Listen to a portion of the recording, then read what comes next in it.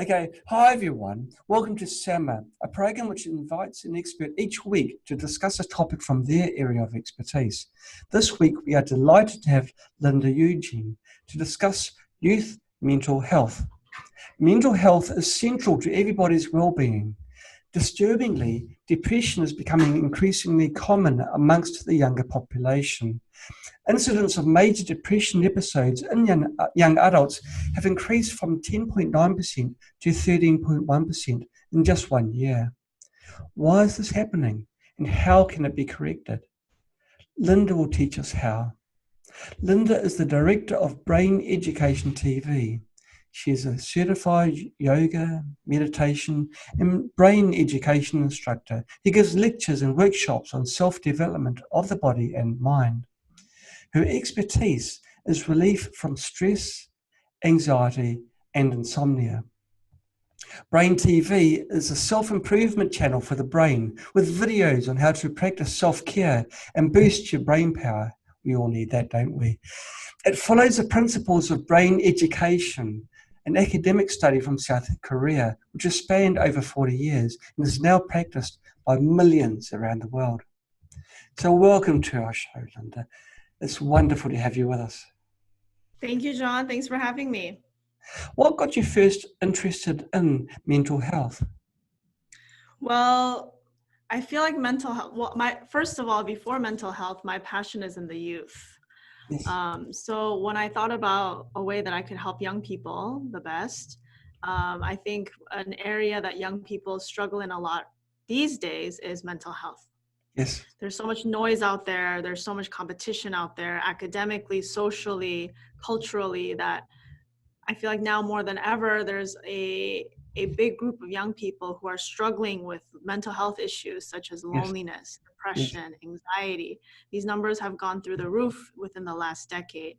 So that's what kind of made me interested in helping the young people through the area of mental health.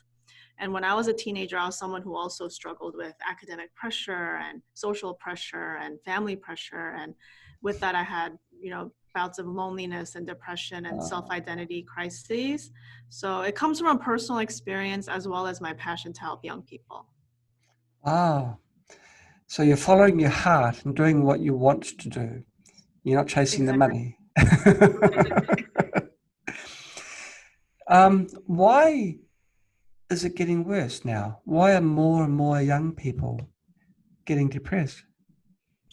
There are many people that say many different things, but from my personal opinion and my personal thought, I believe that a big cause of this is the rise of technology and the rise of social media, especially. It's ironic that I say that right now our world is more connected than ever. It's so easy to, with a push of a button, find information and find people and connect with people. But with that, we're more disconnected than ever. If you go to restaurants, if you go to public places, you'll see people who are together, but they're just buried in their cell phones, not even having a conversation. So I think this whole social media culture where it's all about how many likes you get, how many friends you have, the best picture you can post that doesn't even really depict your true life. That kind of culture that we've created, I think causes a gap and separation in the young people of reality and fantasy. And that gap, I feel, is causing this unspoken anxiety. I have to be like that Instagram model. I have to have this rich, lavish lifestyle I see on social media. And if I don't, then my life is a failure, that kind of idea. So I blame social media. You and I both. Social media. You and I both. One of the funniest things I've seen was I was almost head-butted by a person that was on autopilot while they were walking along. They're walking along quite briskly, but they weren't looking where they're going. They're looking at their phone. and I find myself quite often saying, "Look up, look up." So, hey, there's things around me as well. and what you're saying now does strike a chord with me. Where people are looking at that. That is their reality, and what they're saying is what is not normal, but is extra normal, extra special. And they think that they've got to reach those standards.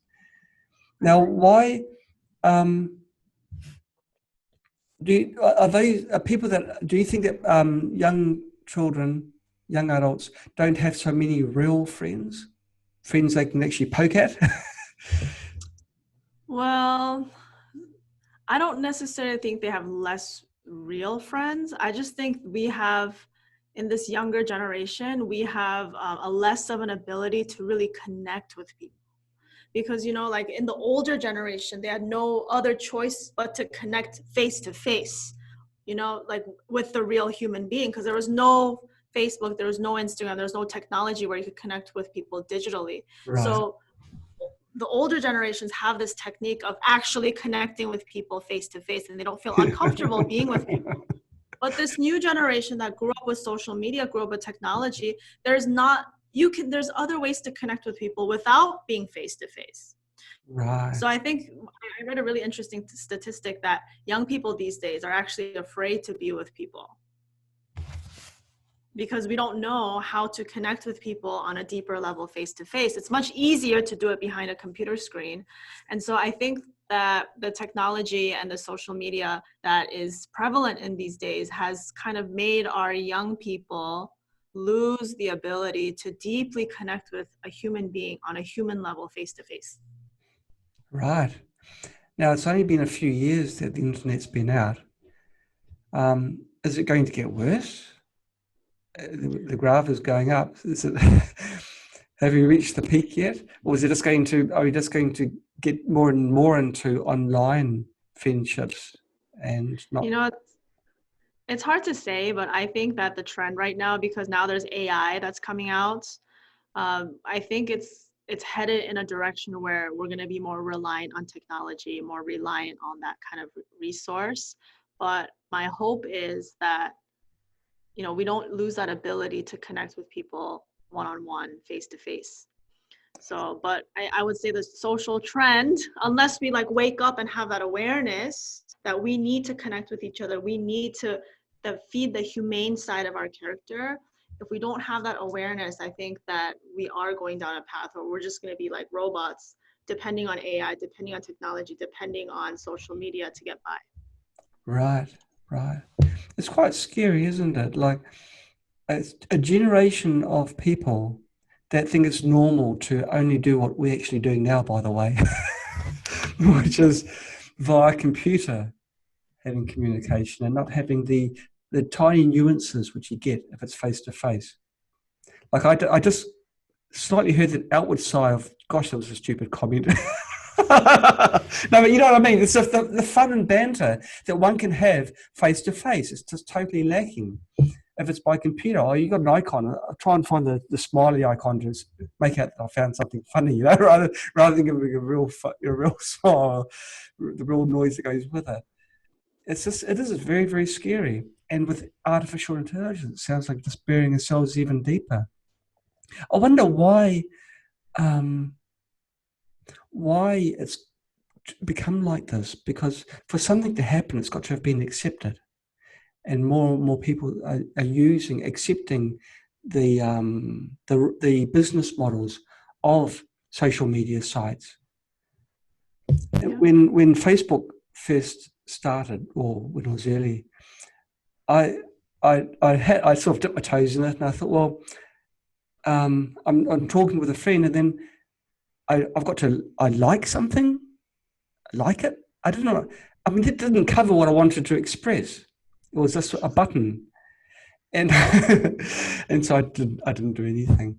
But I'm just wondering whether with these the sites that we're talking about, whether it really limits the types of expression that people can portray, and whether it can sort of build up some sort of frustration in the people, or maybe that's the natural, the normal for them. Mm. It's yeah. So what can we do about it? What can we do? I think the first step is being aware of what's happening, because these kids who are consumed by social media and have the technology like take over their lives, they're not aware of the repercussions of being addicted to social media and not being able to connect with people on a deep human level. So I think first thing is education. First thing is telling people, having them be aware of what happens if we lose the ability to connect with people and get distracted with our phones. It starts with awareness and then encouraging people to social media responsibly. You know, if you're spending 10 hours on social media, maybe cut it back a little bit at a time to like 8 hours, and then 5 hours, and then 3 hours, and then, you know, maybe you won't be addicted to it. It's like any other addiction. You know, you don't want, it's hard to cut cold turkey. And I'm not by any means saying that social media is all bad, because I think there are plenty of good aspects of social media.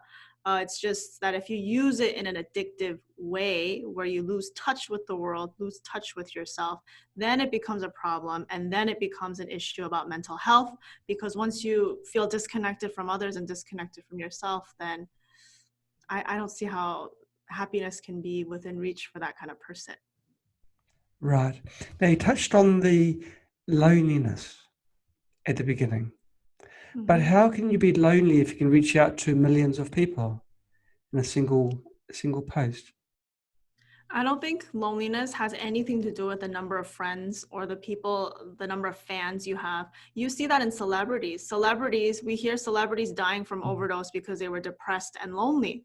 And you wonder why, because that person has millions of screaming fans who are willing to do anything for that person, right? So I don't think loneliness has anything to do with the number of people in your circle or the number of fans you have. It's all about how you feel about yourself.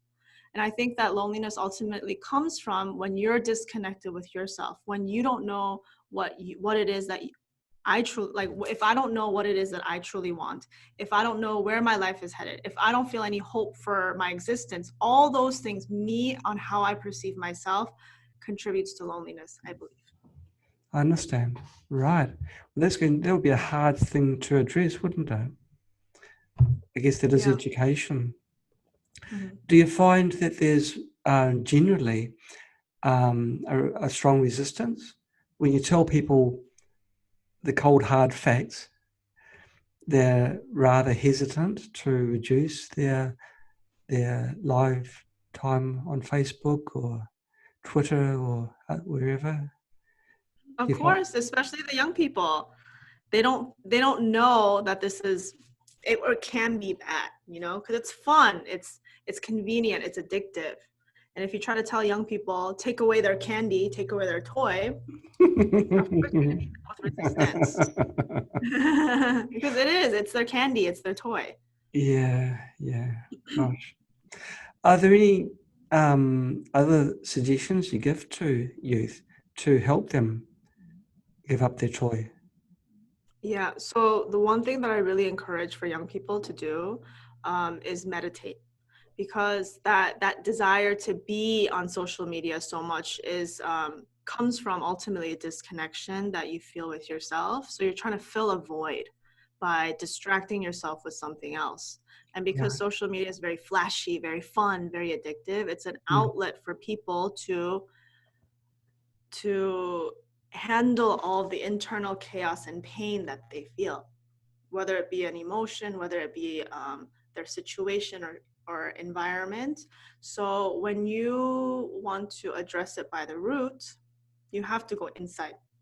Yes. So a big thing that I do on the YouTube channel is help young people and look in instead of looking out. Right. Okay. Yeah. So meditation is really key, looking in, connecting with yourself. Carmen Walker asked the question, is modern friendship today competitive rather than compassionate? Do you think? I would say for the most part, yeah. Okay. For the most part, we are bred to compete. In schools, you know, only one person can be valedictorian, you know, and only one person, only a select amount of people can succeed in society. So I think our system in society has made it so that from a young age, we're bred to compete with each other. Right. Is that a bad thing? I think in the long run, yes. Okay. Because in a society of competition, all we're doing is trampling over each other and hurting each other for the sake of my well-being. Instead of everybody, let's win together, let's all do this together. I think competition doesn't breed that kind of environment. Okay. So meditation, exactly how does meditating help? So meditation is a time for us to come back into ourselves. Yes. Normally in our day-to-day, whether we're at work, whether we're at school, whether we're doing other things, our mind is always outside. Like we're always focused on our friends, focused on our family, focused on my school. Our attention is out, out, out, out. And when your attention, when your awareness is constantly outside of your body, then you become disconnected with what's inside. Because when your mind is out, there's no way you can see what kind of emotions I'm carrying, what do I want right now, where do I need to go, what is my next step. And that's why we rely so heavily on other people to give me an answer, right? Wow. We trust doctors for our health, we trust other experts to tell us what's wrong with us, when all it takes is for me to take a step back, feel my body, focus on my physical, emotional, mental state right now, and discover the answers that I already carry inside, but I can't hear it because I'm too busy looking out when everything is here already. Right. Do you encourage youth to do meditation? Oh yeah, yes. And I think the good thing about society right now is that there is a trend, there is a culture now where meditation is not seen as this like hippie hoo-ha thing. It's more accepted, more mainstream now than before. So young people are more open to experiencing meditation, stress relief techniques that I teach through my YouTube channel. Right. Wow. Now, if someone feels lonely, even though they've got lots of online friends and they're well known, what does that feeling do to you physically? Does it do changes within your body? Yeah. So scientifically, when one feels loneliness, it drops your core body temperature. Your internal body temperature literally drops when you feel uh, emotions like loneliness, depression, and anxiety. If you look online and type in heat map of emotions, you can see how heat distributes in your body when you have different emotions. So Wow. when you have loneliness, your Yes. body temperature drops. And when your body temperature drops, it causes a whole bunch of physical chemical chain reactions that can hurt your health. Number one thing that happens when your temperature drops is that it lowers your immune system. It lowers your immune system. It increases the amount of bad bacteria in the gut, which cycles back, causes depression, anxiety, all those things, just because that emotion affects body temperature. Gosh. So it's going to have quite a pronounced effect on pretty much every bodily function. Right. If we take things a step further, if the loneliness continues for a great period of time, can a person die from loneliness? We hear stories of people who die from loneliness. Yes. I think so. Because I'm a firm believer that mental health is just as important as physical health. We know that if your body is not healthy and you get sick, you can die. But there's something that we don't talk about as much that has just as much of an impact on whether you live or die, and that's your mental state. If you mentally don't want to be here, if you mentally feel like you're not worthy of being here, then you're going to do things to end your life. You're going to do things that are harmful to yourself. Right. Are there some character types that tend to sway towards loneliness?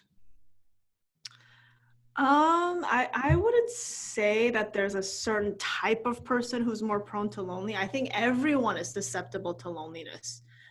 No matter what background, what age, what gender, everyone is susceptible to loneliness. Right. If you are a parent and you've got a child that's going through depressive times, they're not feeling very happy and they're feeling lonely, what could a parent do to improve things for their child? First and foremost, make that child move their body. Chances are when kids are lonely, they feel unmotivated. And when they're unmotivated, they don't move their body. But as I mentioned, loneliness drops your body temperature, and the drop in body temperature causes loneliness. The reverse is the same. If you raise your body temperature, it creates feelings of happiness. And when you're happy, it raises your body temperature too. And the fastest way to raise your body temperature is to move your body. So when you have a teen or when you have a young child who is depressed and lonely, make that person move. Go on a walk, run for 1 minute, something to get their blood pumping. That's the easiest way. I noticed that you weren't very specific in what type of movement was required. So pretty much anything that can raise your heartbeat and get the person puffing, I guess would be good. Yep. And it doesn't have to be long. Even if you just set a timer for 1 minute and do push-ups for 1 minute or run in place for 1 minute, that's all you need. You don't need to work out for an hour.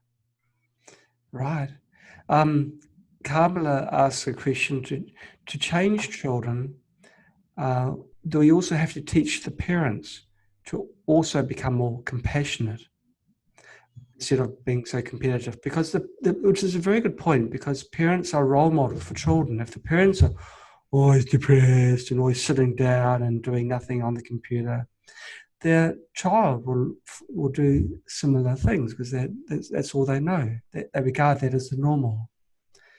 Yeah. Do you find that you've also got to educate the parents as well? Of course, because parents have such an influence on the kid, and the kid has an influence on the parent too. So if you really want to change that family from the inside out, the parents have to model what the kids can emulate. Right. Wow. What is there more than just physical things you can ask a child to do to raise them from the feeling of loneliness and despair? I think if you're a parent or if you're an adult who comes in contact with a child, I think something else that helps besides the physical aspect of it is keep giving them positive compliments. Let that person feel good about their existence. Like if that person is a good listener, you let them know, I think you're a really great listener, and you make them feel valued and valuable. Because when they feel value and they feel self-esteem, they feel self-worth, that also increases their body temperature and increases their morale and helps their mental health. Most of the times, the kids that struggle with mental health are the ones that are told by teachers or told by school or told by society, you're not good enough, you're not smart enough, you're not pretty enough, you'll never make it, you're a failure. All this type of information that we get either directly or indirectly is what is causing these kids to have anxiety and all this social pressure, and they have low self-esteem. So to Right. reverse that, you have to make them feel good about themselves. It's very difficult, I guess, if their peers are doing this, if their friends are putting them down, which happens quite often, I guess. They've chosen the wrong circle of friends and they're basically just using them as a scapegoat or something, as a target for whatever reason. That'd be quite sad. Is there anything that people mustn't say to a child? There's anything psychologically damaging you can say to a child? Yeah, some of the things I just mentioned, you're not good Yeah, enough, you'll never make that's it, you're a right. failure. The one that I really hate is you should be more like your older sibling or something like that. Like comparing the kids. Comparing the two, right. Yeah, comparing. Or like, when I was your age, I was able to do this, but why aren't you able to do it? That kind of stuff. Sometimes I guess you'd find yourself in a situation where you can't help the young person because the whole environment is toxic. You can't change what's around them. Do you still manage to raise them through other means? Let's What do say you mean the well, changes around? let's say their parents are just bad parents, and their group of friends aren't particularly supportive. Is there really much hope for that person? Of course, because you forgot about the most important person, which is my own voice. So even if your parents are telling you you're not worthy, you're not good enough, your friends are telling you you're stupid, you're ugly, your teachers, everyone is telling you that you suck, the most important voice is, do I choose to listen to them, or do I create some positive information about myself from within me? And that is Right. why meditation is important, because most of the time, unless people tell us compliments, I don't know what's good about me. I don't know what I'm good at. I don't know what I can compliment myself in, right? So Yeah. you have to find that voice that if no one else is giving you compliments, if no one else is making you feel good, you still have the power to create a positive voice from within yourself. And that's the most important voice. Have you ever had a child where it's just been so deep that it's been virtually impossible to raise them from the depression? Has there been any hopeless cases, or is there always hope? There's always hope. Of course, there are difficult children, like you said, who have been so bogged down by negativity that they can't believe in anything positive. So for those kids, you really have to start with them physically. You have to get their body moving, heart Yes. pumping, get them to exercise, do yoga, do stretching. And then from there, when their bodies are a little bit more open, then they're more willing to accept the positive comments. Right. Okay, and Carmen was talking about domestic violence. Parents, feedback to the child. She's saying that if the parents became more positive in their attitudes, then domestic violence would become low because the adult aggressiveness is reduced. Mm. So that's a very good point, Carmela. Yes. Is there like a program? Could you describe for me, please, this program that this Brain Education TV? That sounds very Yes. interesting. Yes. So I make contents on a YouTube channel called Brain Education TV. And Yes. basically, it's based on an academic study from South Korea called Brain Education. And Brain Education is a 5-step method that teaches people how to use their brain to create health, happiness, and peace in their lives. So it's a 5-step program where first you have to open and sensitize the body because a lot of us are numb to what's going on inside. And Yes. then second is about making the brain flexible to be able to accept things that our brain is fixated on. So we have our belief system, we have our this is good, this is bad. Everyone has their set belief system. Yes. So the second step is about having a flexible brain system so you're more open to new information. And then the third step is called brain refreshing. It's about purifying negative information, trauma that we carry as a child, or trauma that we absorb throughout our lifetime, purifying trauma. Number 4 is called brain integrating, where you integrate left and right brain hemispheres together. And then the last step is called brain mastering, when at that stage, you're able to use your brain to create health, happiness, and peace on your own, no matter what is happening outside of you. So it's kind of a 5-step method. And the YouTube channel, I just make like fun little content here and there that has different like tips and resources based on the 5 steps of brain education. It sounds amazing. You've pretty much got all the bases covered then. I can't think of any gaps there at all. Yeah, and it was created by a man in South Korea called Lee. So it's not something that I created. It was created by a meditation teacher named Lee from South Korea, and he created it 40 years ago. Wow. Wait, long before the internet came along. There was Right. Long before social media. long before social media. I guess online games are also equally damaging because I would have thought online games will be more so because you can really spend a long time playing games and fighting the bad guys and shooting, which in itself is a very bad example, a bad role model for young children. Take a gun into a building and start shooting anything that moves. Right. That only happens in some places of the world. So it's a bad role model, and it's stuck in front of a computer, and you're not relating to anything live. Gosh, so basically, you're saying try and reduce the amount of online interactions that you have through any means. There would be either games or social media or anything. Exercise, which is going out, and also meeting real live people, I guess, would be part of it too, wouldn't it? Have some face-to-face interactions. Yes. Okay. Um, I uh, has do you think that the amount of people that are depressed, young adults, do you think that there will be a reduction if as people become aware of the amount of the excessive time that people are spending online? Well, okay, so that assumes that all people who are online are depressed, which is not true.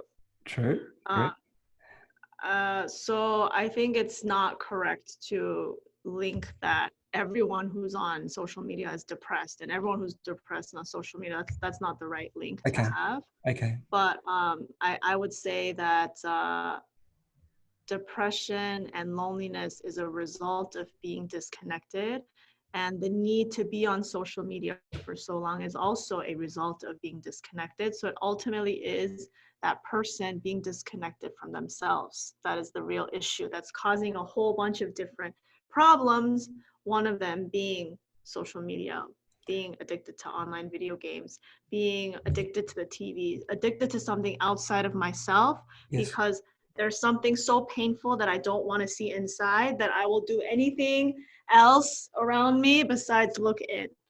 Okay. How would a parent recognize that their child is becoming depressed? Are there any signs that are obvious? Yeah, I would say the number one sign is that child will feel disengaged, disconnected. So when you talk to that person or when you just see them, they just feel kind of disengaged with the world.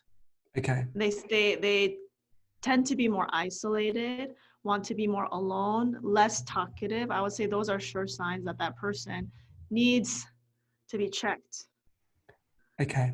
Is there an age that children are more susceptible to the temptation of going online and going onto Facebook? Well, I think now, since they give tablets and iPhones to kids so young, the age has dropped significantly. So I don't think that loneliness and depression only affects a certain age group, but because loneliness and depression also affects older people too, middle-aged people, everybody, anyone is susceptible to this. But Yes. I would say typically the age when kids start to feel disconnected and judgmental of themselves is during puberty, because during Okay. puberty there's so much desire to be socially accepted, desire to Yeah. be uh, desire to be grown and mature.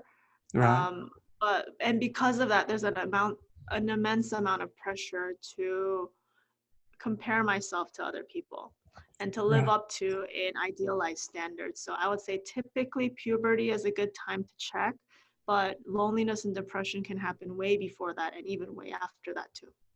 Okay. Do you find there's a difference in the way that parents are bringing up their children? Like some parents are very close to the children and they can see the early warning signs, or other parents just check up how are things? Are they good? Okay, see you tomorrow. They're more Yeah, distant from their child. Do you yeah. see there's a correlation between that and uh, the children that become depressed?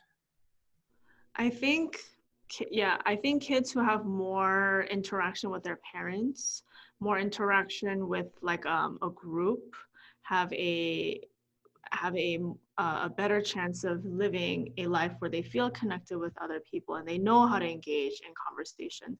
Whereas kids who grew up in a family where nobody talks to each other, then that kind of teaches the kid to be disconnected, because a family environment itself is disconnected.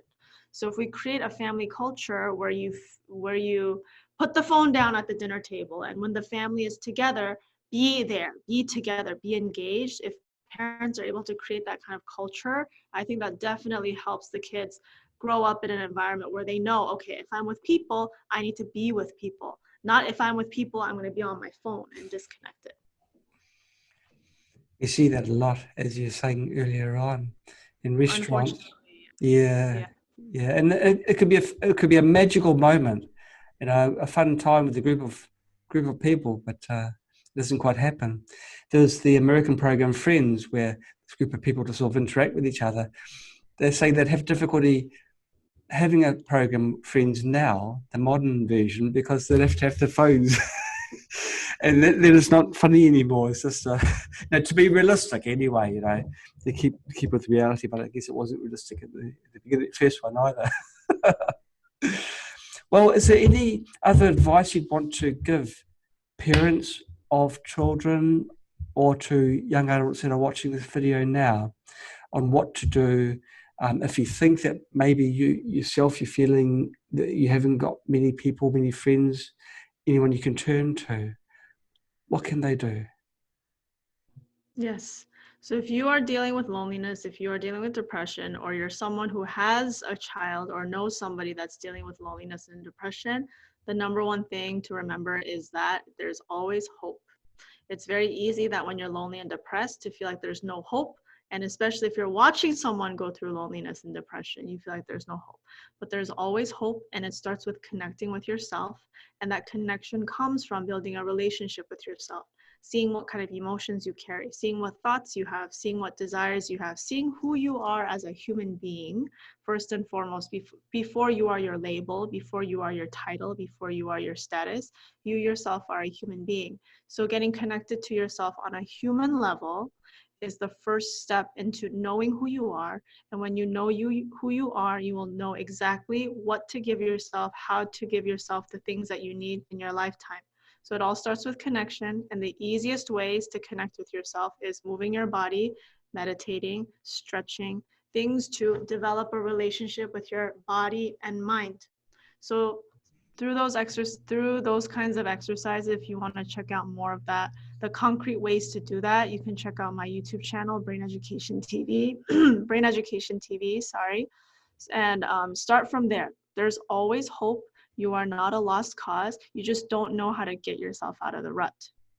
So that's the number one advice that I would give to people. Find who you are on a human level. It's fantastic advice. With the COVID-19 pandemic that's going through the world now, everyone is forced to go online if they want to have any sort of communication, because everyone's in lockdown. I guess the feeling of depression is also higher now because people are worried. There's health concerns, concerns about jobs, finances. What could someone do in that situation if they're feeling lonely, if they're getting the feelings of despair? Is there anything we can do? Yes, reduce the time you spend on the news, because right now, if you turn on the news, all you see is despair and bad news. So if you're already stuck in a place of despair and losing hope, reduce the amount of time you spend on the news. And when you're stuck at home and quarantined, don't focus on the things that you can't do, like going out with friends and going to have fun. Don't focus on that, but focus on the things that you can do.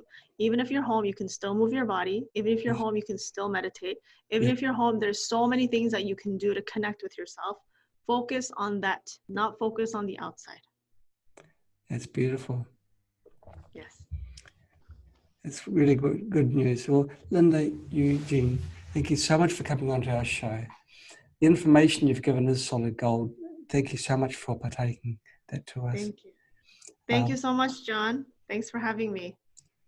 And thank you for watching, everybody. Thank you for your participation. Take care. Bye-bye. Thank you.